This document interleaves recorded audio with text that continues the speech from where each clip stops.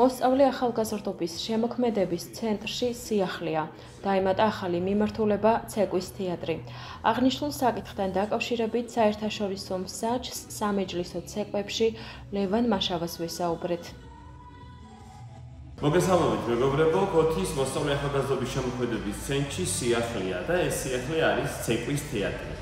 მათ ვისაც გიყვართ ცეკვა, მათ ვისაც გიყვართ თეატრი, გაქვთ გამოცდილება, შეგიძლიათ მოგზამდეთ უკვე 1 ოქტომბრიდან ჩვენ ვიწყებთ ამ მიმართულებას, რომელიც ხელმძღვანელად გახლავართ მე, საერთაშორისო კატეგორიის მსაჯი სამეჯლისო სპორტულ ცეკვებში და ხელოვნების მაგისტრი, თეატრალური ხელოვნების მაგისტრი.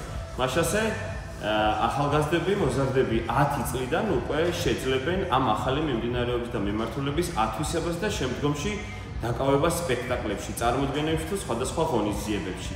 ეს არის ერთ-ერთი გამორჩეული, საინტერესო და ყველასთვის ძალიან ემოციური სანახაობა. იმედი მაქვს შემოგვიერთებით, იყავით ჩვენთან ერთად შემოქმედების ცენტრი ცეკვის თეატრი.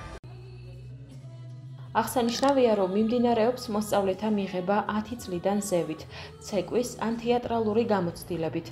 რეპეტიციები დაიწყება ოქტომბრის თვიდან, ადგილები შეზღუდულია და მოსწავლეთა მიღება მოხდება კონკურსის წესით.